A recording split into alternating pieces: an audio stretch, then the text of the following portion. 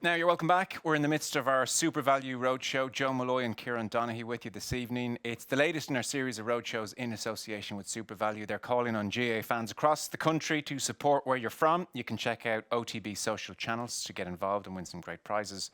And you can check out facebook.com/SuperValu Ireland for more information. There is, with the game on Sunday in mind, a Kerry-Cork slant to proceedings this evening. We've already had Dr. Con Murphy and Bomber Liston with us. And very happy to say we are joined by Cork All-Ireland winner to reminisce about the 2000s when this rivalry, well, as it is in most decades really, but was fiery, we can say that much. Very happy to say we have with us Noel O'Leary. Noel, you're very welcome. Thanks very much. Thanks a million. Glad to be here. Even with Donaghy there, yeah? Yeah, that's a bit of a stretch now, but I know we'll have to deal with it, I suppose.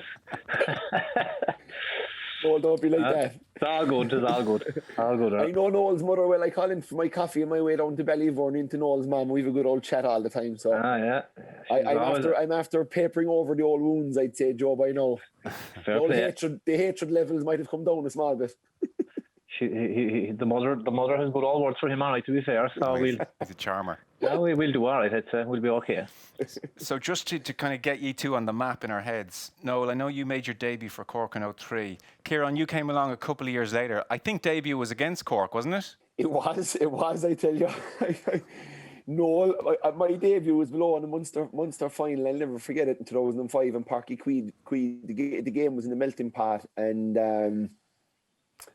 I wouldn't have been, I played a few games in the league, but I was thereabouts, but I didn't know if Jack would trust me to put me in, Joe, with 15 minutes to go against that Cork team, because they were a serious team at the time, and I didn't know I had that level of trust with him yet, but I think ever since after that game, I had it, but I very nearly lost it, because when I came on the same day, Noel was probably after traipsing around after Galvin for 60 minutes, and the tongue might have been down. The old legs were gone a small bit, and I was coming on, and you know when you come on to a championship game, that old classic John Milan one, the old shoulder welcome. Like, if you're going to come on, make contact with somebody quick. So I was jogging on, and I'd swear I don't know, were we still bringing slips to the ref at that stage, but I was heading in a direction, and at the corner of my eye, I saw the bold man from Killinamatra making his way over towards me, and he's a hardy bit of stuff, and he's well put together. So I said, I'm not going to try and come off second best, and I'm fresh, and he's tired after 60 minutes. So I said, so I lowered the shoulder and went as hard as I could into him, and it was a kind of a ploy, I'd say, by Noel, because Noel went down. I never saw Noel go down too easy, but I think he was starting to get cramp. So he went down with kind of cramp, but he was me running through him kind of added to it, and down he went. And I knew I kind of hit him hard, and then he went down, and I was jogging on. And next thing, when you hear the rapid whistle from the ref, you hear 4 or 5 whistles. I says, "Oh, Jesus Christ, here we go." Jack's big show of faith in this big donkey from Tralee is going to horribly backfire here, because I was full sure I was going to get sent off. But thankfully, the ref kind of gave me, I suppose, a bit of a break, and gave me a bit of a warning and a yellow card. We went on to win by 2 or 3 points, I think, and I'll never forget going into the dressing rooms. They were Noel will know that the Kerry fellas would get the smallest dressing room in the world in Páirc Uí Chaoimh, and we would be put in there, and the heat down in that dressing room when we went in after the game. Obviously, it's the heat it was just there on the steel structure, obviously, all day, and the heat out in the pitch was bad. And I remember coming in, and we just started with the ice buckets with the bit of towels inside them. And I remember just sitting there, just putting cubes of ice on my face, trying to cool myself down because of the heat of it. But yeah, that was my introduction to championship football, and my introduction to Noel O'Leary. And then I went toe to toe with him for the next probably 10 years nearly at that stage. And they were great battles. We tremendous respect, even though we wanted to beat that Cork team. Obviously, every time we went to them, there wasn't much respect shown. But after the games, and when you'd start to come to the end of your career, you started to appreciate that group of players and the rivalry we had at them, and the levels of fear that you'd have going into a game to take them on, because they were that good. And towards the tail end of my career, when we were winning a bit easier against Cork, and the kind of that sting and that real rivalry out of the two teams. There were two different teams, obviously, had kind of, I felt, gone away from it a small bit. But that early part of my career, Cork was like an All-Ireland final test, whether it was Killarney, Páirc Uí Chaoimh or Croke Park. That was like the story of my life there, Kieran, boy, Jesus. Yellow cars and whatever else goes with it, but yeah. Would you believe it was actually Liam Hassett I was marking that day in 2005. Oh yeah, you'd be tired after him too. Jeez, you would buy, yeah. That was a roasting hot day. Oh. Yeah. I ended up on Canada, I think, after, in the second half, I think. But yeah, Jesus, that's a funny one. No, all right. I didn't realise. No, that's. Do you remember it? I remember it. All right. I remember it. All right. There's no fear. Remember that one. All right. An elephant never forgets. No. True enough. But I know there were great days out. No, to be fair, you kind of hit the nail on the head a bit there. To be fair, you know, it's kind of, when you look back on it, you do kind of appreciate, all right, the kind of the rivalry that was there, and there was fierce. We wanted to beat each other, obviously, but like there was huge respect there, and you know, there was some great players on both sides. But certainly, when you kind of look back, all right, it was great times, no doubt. Good time to be playing. Yeah, I mean, big time, yeah. It was ferocious there for a time. I was just looking back at it. Geez, you must have been sick of each other, because it was every year in Munster, and then quite often later on in the championship as well. So I was just looking through to jog my own memory. So, for instance, 2005, you play in Munster in the final, Kerry win that. But again, you play in the semi-final, Kerry win that. 2006, similar story. You play in Munster. It's a draw in Munster in 2006, and then it's a Munster final replay. Cork win that. But then in the semi-final, Kerry come back and they beat you 16 points to 10. Next year again, similar story, 2007, Munster final, Kerry win by 2. And then in the final, All-Ireland final, Donaghy scores 2 goals, Kerry win 3-13 to 1-9. 2008, similar story, Munster final, Kerry win by 5. All-Ireland semi-final, a draw, replay, Kerry win by 4 points. And then 2009 again, Munster, a draw, play again in Munster. Cork win that one. And this is, you know, Cork are a year out from winning an All-Ireland. But again, that famous 2009 final. And it's Kerry who come out on top. I mean, there's lots of memorable moments we have from that rivalry. Like, that is intense, that is serious. Geez, as much as anything, I'll be honest with you, Noel, I think a Ty Kennelly on Nicholas Murphy in the 2009 final is one of these images. Like, ye, I'm sure, respected them. Geez, there's a bit of hatred and fire in there as well, let's be honest. Yeah, sure. Look, I suppose when you speak of 2009, I suppose that is a huge incident and part of that final. I suppose the only thing I suppose I would say about it in regards to that incident, I suppose a lot of people touch on the fact that, you know, why didn't we jump in, or, you know, why wasn't there a bit of a melee and blah, blah, blah. But, you know, people forget that I suppose Cork went up 1-3, I think, to a point after that incident. You know, it came across as if we were rattled, but sure, it actually had the opposite effect, to be honest with you. But, you know, look, I suppose of all the games, that one in relation to playing Kerry and Croke Park, I suppose 0-8, we were close enough, went to replay. Probably didn't deserve it the first day, possibly deserved it in the replay, but 0-9 was a tough one, because I wouldn't necessarily say that Kerry beat Cork on the day. I think Cork beat Cork in a way, you know, with quarter of an hour to go. You know, we were point down and we'd ample opportunity. We'd 3 or 4 opportunities to draw level with Kerry at the time, and I felt that if we drew level, we possibly could have got away, but we just couldn't. You know, our chances were there and we didn't take them. And I don't think you can put that down to Kerry. You have to put it down yourself, like, you know, and it's certainly a regret for us. But geez, when reading the things out there, it's fairly depressing when you look at our record in Croke Park. But Kerry, but look, that's the team they were. They were a great team at the time, and you know, it's when you look back and it, like, just shows like how hard they were to beat above there. And again, when you look back, it's just reminiscing, like, you know, they were great times, no, to be fair. Kieran, did you feel once you got to Croker, you more than likely had their number in a way that mightn't have been the case earlier in the year in Munster? I think maybe certain fellas might have had that. Certainly, I never thought that way. I remember before the 2007 final, even before the 2006 semi-final, just the fear factor, because once you played them in Croke Park, Joe, it was knockout. So there was an automatic fear there for me, and this is the way I played my whole career in every sport, in every game. I no matter what favoritism tag I have or what way we're going, I'd always be, pay the opposition enough respect and be worried about them, and what if they hit this, and what if they hit song, and what if this fella plays well, and what if I don't do well. And I would have always thought about a lot of scenarios in it, but going into the semi-final was a huge pressure game, and it was a real tight, dogged affair. Like, we got lucky with the goal. Like, the Ger Spillane one, he was, 9 times out of 10, Ger Spillane gets around me there and pen passes it off to Alan Quirk, and Cork go way down. And the game was level at that stage, and we're 2 or 3 minutes into the second half, and you just don't know what way it's going to go. And that goal was an absolute killer for that team, and even the fans. It was like someone let the air out of the balloon after that. And but like, you go to the where I was at before that game, Joe, was like, and I think a few fellas might have said it like that. We've got a great rivalry. There's a great tradition. There's hundreds of years of tradition, and we reckon that Kerry were on top in the tradition stakes in football, which the figures would suggest so.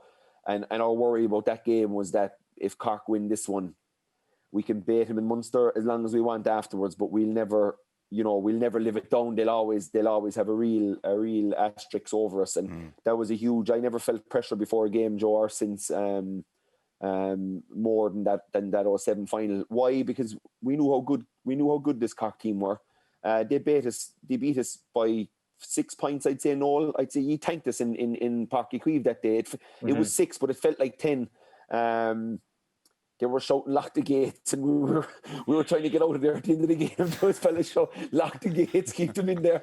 And so we knew how dangerous they were, and they had weapons. Cussin was around, and he could cause consternation on a day. And they had Masters, and Goulding was coming along, and their half back line was dynamic with Noel and Paddy and Ger Spillane, and they'd obviously Canty as a fantastic leader, and they had a serious midfield in O'Neill and Murphy, which was probably their main access point to why they were so successful and won Munsters and won that All-Ireland in 2010. The two of them boys gave them a great platform in the middle of the field, and they Derek Kavanagh there if one of them were injured. So they were stacked. They were a stacked team, which is why 2007, I will always say, was where I was most worried, Joe, going into a game. Probably on that, Kieran, though, I suppose I'd hold my hand up in regards, I suppose, in 07, Kerry were a better team than Cork, that's why I saw 09. I felt the balance was right, and we were probably coming into that 09 All-Ireland final probably after playing all the football, really. Kerry were, they were so during the year, and struggling a bit, and I suppose in a way, when you look back on it, probably the ideal way going into final, form was just coming right, whereas we had played all the football. Tyrone were All-Ireland champions, we beat Tyrone out the gate in the semi-final with 14 men, played really well now against them, and all the form was with us coming into that final, and again, like, Kerry kind of, I know it was unusual, but they kind of came in under the radar. All the talk was about us. So just in regards both those finals, I think there was a big difference. I thought Kerry were a lot better than us in 07. But, I suppose the teams were a lot more even in 09. So that hurts a good bit more now, I'll be honest with you, between the two. Yeah, but like, even when you look at 07, Joe, like, if you look at if you look at the goals we got in 07, like, Gooch got the fisted one over his head that could have gone anywhere. I got the Robin Ger Spillane, and the last goal was a fluky 50-50 ball that broke down in the square. Do you know what I mean? Like, that's 9 points. So you're right. Like, you're right. You were the year away from your All Ireland, so you were really coming. And going back to the Canty incident, like, and or going back to Ty Kennelly and the incident with Nicholas Murphy, Joe, like, that was. Ty had said, "I'm going flying in at the start of the game." He wanted to lay down a marker. He was centre forward. He was going to go flying in. If Kerry got the ball, he was going to try and get it and set up an attack straight away. That's the way he spoke about it. And he said, if they get it, I'm going to try and crunch one of them with a hit, a shoulder. No, he finished off the book when we were down in the Brain Hotel on the Monday after the All-Ireland. He was well liquored up when he was finishing the book with your men, so I wouldn't take too much notice of what was said in the book. But I know what the thought process was about it. And if you look at that incident, and I know he does catch him, he does lift the hand, and Noel, you've done it, and I know I've done it. When you're going into shoulder, fella, and he's just getting away from you, you're just trying to make contact with him in the hand. The chicken wing comes up a small bit, and this is a fair good explanation, though, I must say. I'm only giving you. I better look at that book. I better look at that book again. Jesus, where do I know? Like go over that again. Butter wouldn't melt in these Kerry lads' mouths, huh? He had a different bit of a take in it in the book. He was a bit more macho about it, but he was unreal for us that year, and he was a kind of a out of nowhere. He came back. He'd done everything in Sydney. The first Irish player to win it. He'd over 200 games, and we got him for a year. And he was injured. I remember that Sligo game. He broke a bone in his hand, and I broke the bone in my foot, and we were both out. I remember both getting the train up to Santry to try and get pins and stuff put in and try and get fixed up for Kerry that year. And it was a bit of a broken up year for him, but come the final, he was motoring well, in fairness. Like, he was motoring well in the semi-final against Meath. And no, you're right, we kind of crept into both finals. 07 we had Dublin in a massive semi-final, and we were poor at times. They made a massive comeback and we won by 2 points, but nothing spectacular, nothing you'd write home about. And the same happened as in 09. Meath was a dogfight in the semi-final, and you're right, you were after blowing Tyrone out of it, and we did come in a bit under the radar. And I think Tig and Tommy, who both left us that year, Joe, they were crucial to us winning that game. Tig kicked 2 points, and he gave Graham an awful lot of it, and that would have been a huge kind of key stake battlegrounds in that game. And Tommy got 4 points from inside, and that's 6 points from the two of them. And they were a big loss to us. I won't lie. Going home, them both going in 09 was a big hit to what we were starting to try and be about at that time. Noel, when you talk about that rivalry, I mean, it sticks in the memory for lots of reasons. You and Paul Galvin is another one of those reasons. So I don't know how many encounters you had across those years, but it was one of the matchups people looked forward to. Give us a sense of how you approached it even in the couple of days beforehand, because you have to psych yourself up, you have to get to a certain pitch. You would know each other's games inside out as the years went on. What was your approach on the Galvin thing? Did you look forward to it, or was it like, oh, Jesus, this thing again this year? If I got a euro now for every time that man's name is mentioned, I'd be fairly wealthy boy, I can tell you. Is that right? Really? Yeah. And vice versa. So is that it? That's right. People ask you about that, do they? Yeah. Yeah. Geez, I suppose whenever Kerry's brought up, sure, obviously he's brought up, but sure.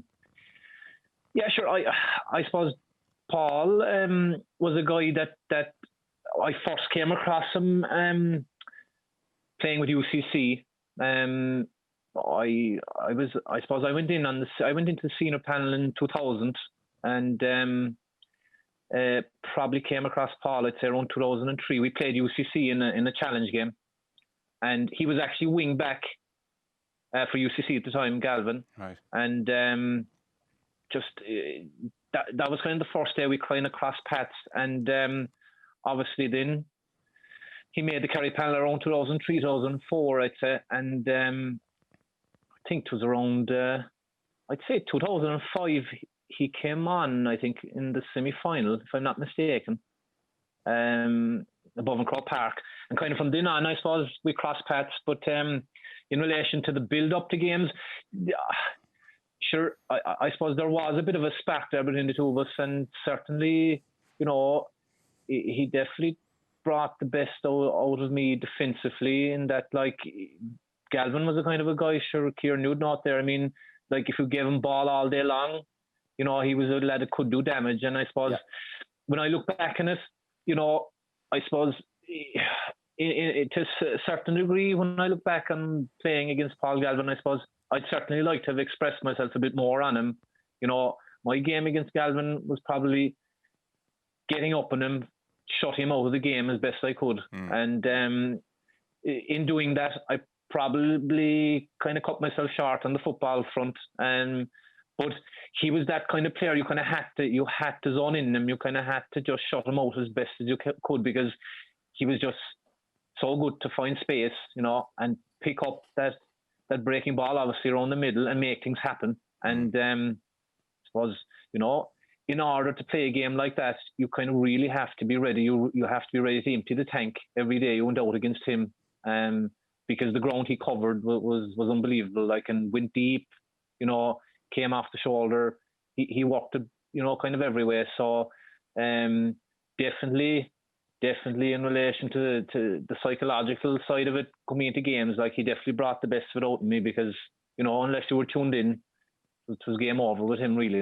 And would you follow him everywhere, Noel? If he went deep, would you go with him? Yeah, I suppose there was a bit of that. I suppose, look, again, I suppose when you look back in it, follow him all over the place was probably not ideal for us in a way. I suppose there were times when I tried to leave him off if he went too deep, because following him all over the place was probably, opening up space for us at the back. But, again, Kerry tried to look for him when he went deep, and look for him a lot, really. And a lot of the time I did. And I suppose, again, it's just kind of when you look back in it, probably a slight regret maybe that I went so deep with him at times. But look, to me, he was that fucking important to Kerry. He was a man that wanted to get on the ball, and I suppose that's the kind of choice I made at the time. And he was certainly a handful, all right. I suppose kind of at times towards the end, I suppose I ended up marking Donaghy Walsh, and I found Donaghy. I found him now Jesus a different Christ. kettle of fish again. Between Hasid Galvin and Donaghy, they tested the old lungs were good by you. Tis no wonder my legs are fairly screwed today after marking them boys. But Donaghy then was a fucking Donaghy to me, like,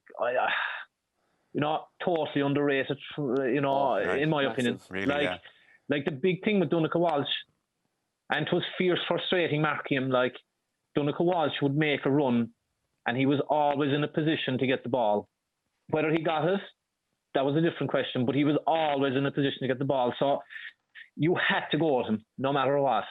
He was brilliant then to fucking slip in around the back and get himself into a goal position.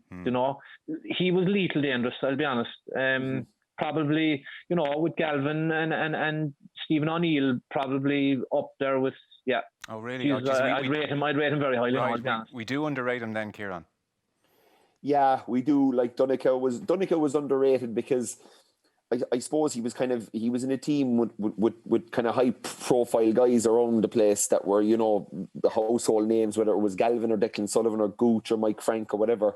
But Donaghy was the fittest guy that I've ever seen on a pitch or been around or trained with, and that's why Noel was saying, I don't know, was it 16 or was it 15 or 16? I went out in him late on in the trial game, and we were kind of under pressure. I'd say we were up a point or we were up 2 points, and it was, I don't know, I ended up on him anyway for a kick out, and whatever way it transpired, I ended up having to mark him, Joe, for about 4.5 minutes at the end of the trial game. And I swear to God, when the whistle blew in the trial game, they were on about a warm down. I was saying, can I just get into the dressing room and puke here, or go lie down somewhere, or give me a bed or something? I could not believe. I total appreciation for Noel and all the halfbacks in Kerry training that would go with him, because I went on him and he made four runs across the field. So I followed him in the first one. He didn't get it. The ball was reversed back to the centre back. He took off again across the field. I went after him again.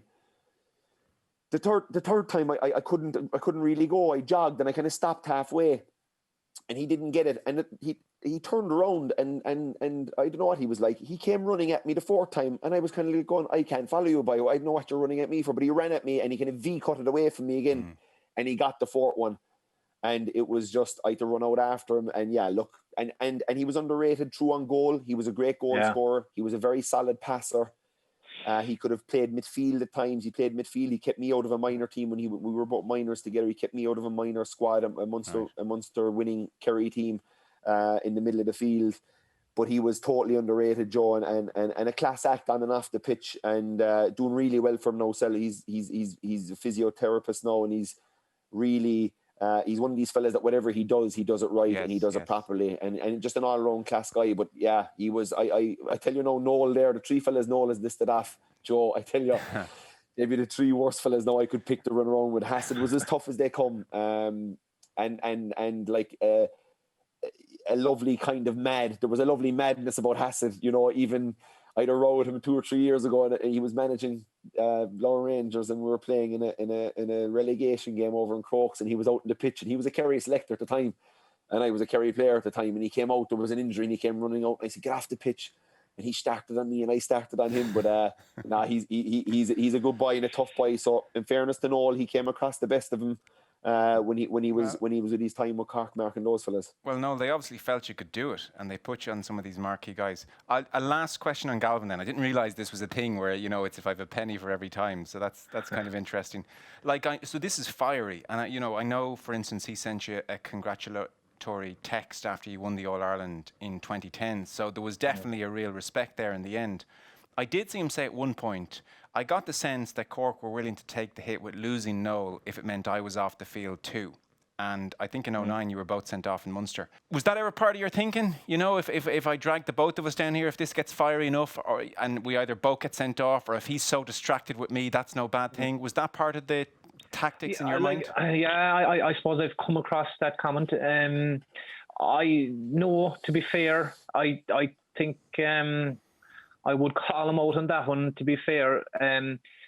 Look, again, it was just a bit of friction that was there, and it just affected no matter what day we went out. Look, we just rubbed each other up the wrong way, and it never went off the field or anything like that.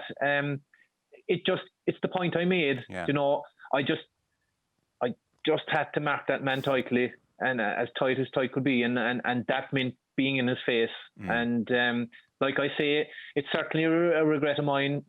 I'd certainly have liked to have played a bit more ball, looking back in the thing. But that was, to me, the best course for Cork, was to take their playmaker out of it as best I could. And I guess that's what happens. That's what happens. You get a bit of friction. And no. What's that? You would have been put on a lot of good players from other teams as well on that kind of a role, playmakers and fellas. And there would have been never any of the fuss, but I think why this was there and why it was a thing is, one, we met so often. Yeah. Two, it was a marquee matchup. Like, people were talking about it 3 days out from the game. Will Larry be on Galvin? Will Larry be on Galvin? What will go on? There was a big build up to it, right? And then your two feisty characters, your two winners, your two fellas that are going to go to the ends of the earth to get a win. So you put all that together, and that's what you have a Keenan Vieira, and that's what happened. You look at Keenan Vieira with Arsenal, that's what happened. They were playing each other 4 or 5 times a season. There was a big press build up about the two of them.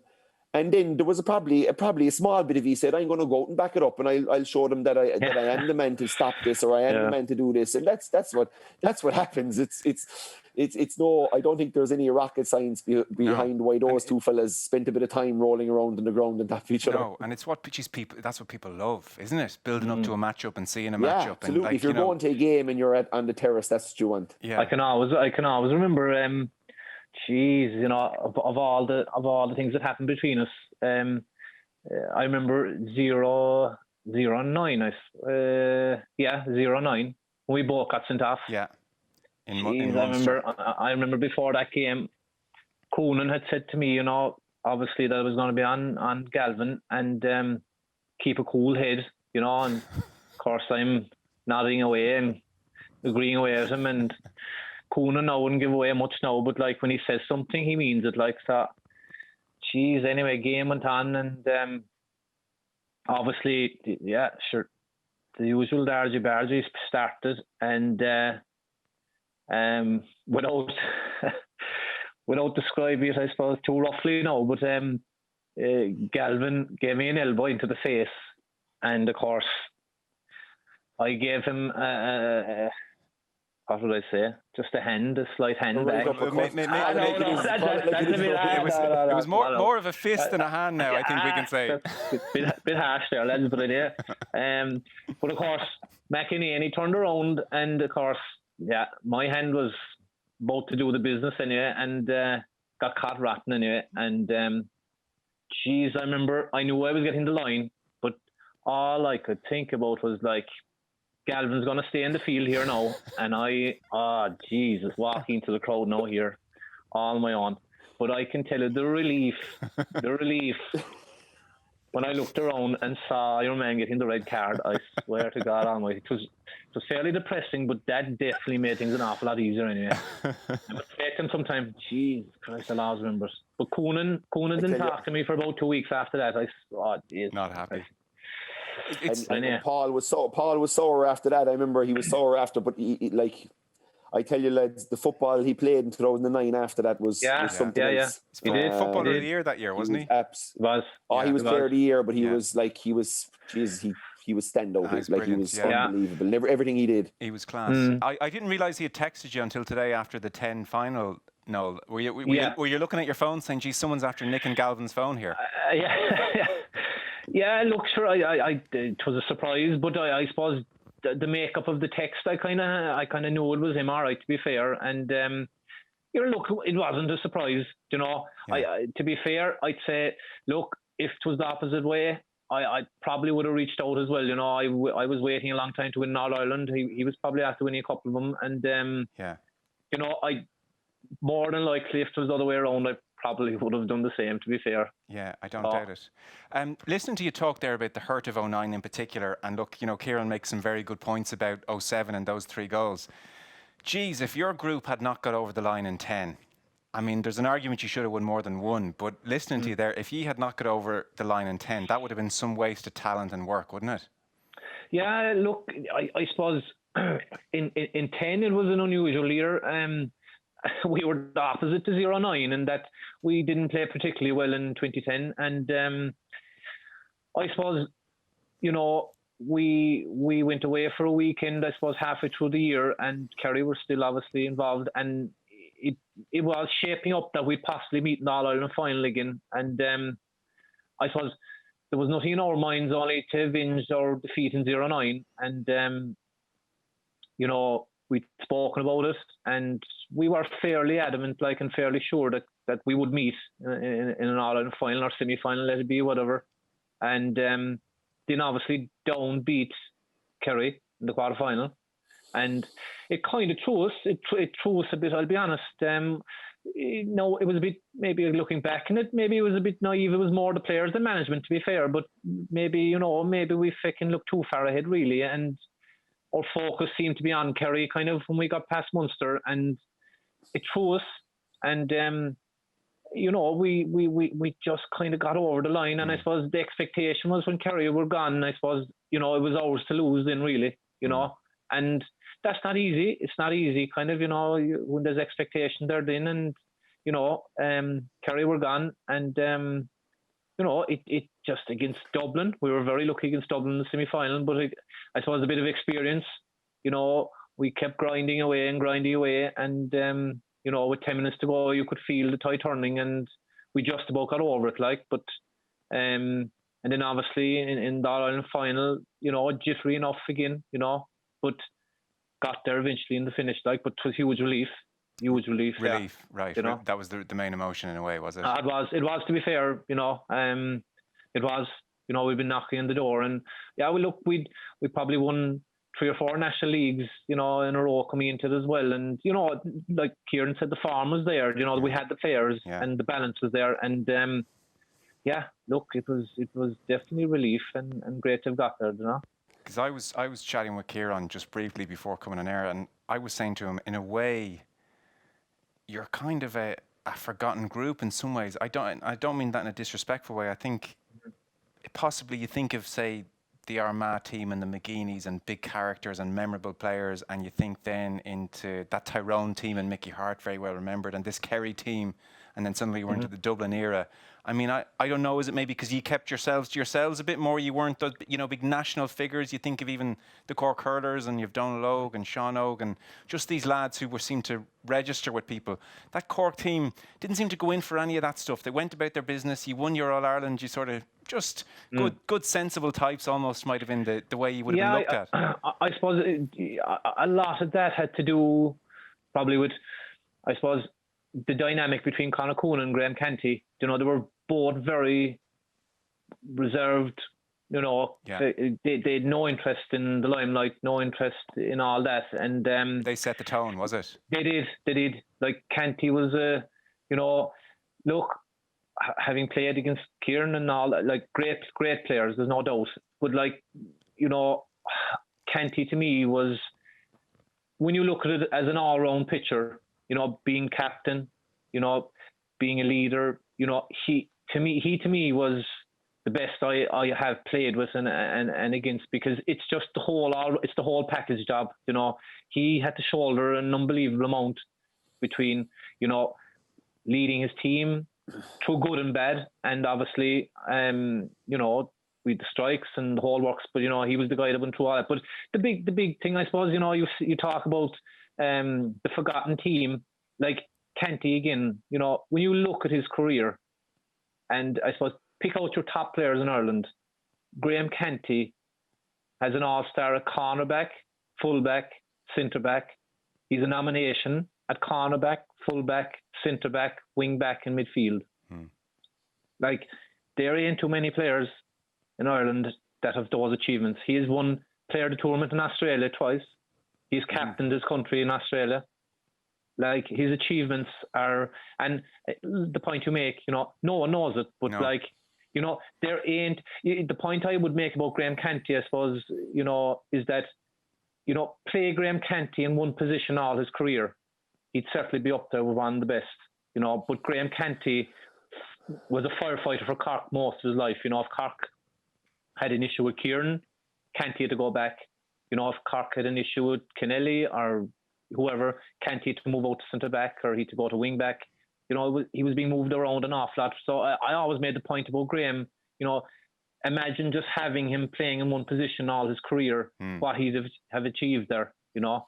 And yeah, like, it's again, to like Kieran, like we were just saying a while ago, it's just when you look back, you know, I'm extremely lucky to have played against the likes of Kieran and played with the likes of Graham Canty, and you know, it's only now you kind of you really appreciate them things, you know. I'll second that, Joe, on Canty, and probably the reason I was so nervous going into Cork games is because he more often had the number 3 on, and you know, I played with him in Australia. He had a catch in Australia, Joe. It's probably on YouTube.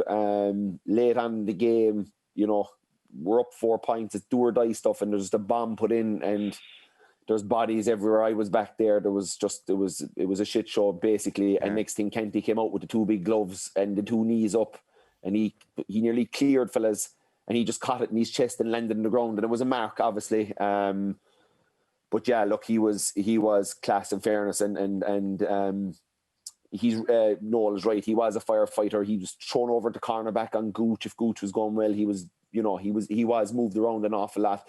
I suppose if you had the luxury of playing him at 6, Noel, and just leaving him there, you know, if you had Canty as a nailed on 6 and you as a nailed on 5, and Paddy Cassan on the other side as a nailed on 7, you know, you were fairly solid and had a bit of everything in what you need. But as you rightly say, there was a good bit of moving him around. But I'd agree with you on all-time greats.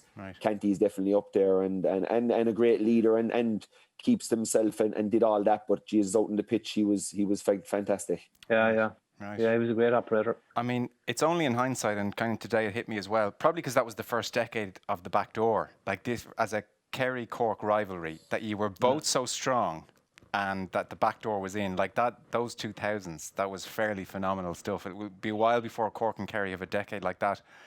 Fascinating to get your thoughts on it. Noel, before you go, are you still tree surgeon? Is that still the profession? We're still doing a bit of that. Yeah. I'm doing a bit of repping as well on the road there with a feed company there, Southern Milling, and look, the trees will always be in our business. You know, it's a family thing. So, we're still at that anyway. So that's the joys of it. It's a good job he didn't take a chainsaw to my ankles, I tell you, Joe, over the years. Jeez, that's a good one. I was only thinking about it there in 2011. There, I was going to ask you there for a good physio at the time you studded me there along the calves. Do you remember that one when I was on the ground?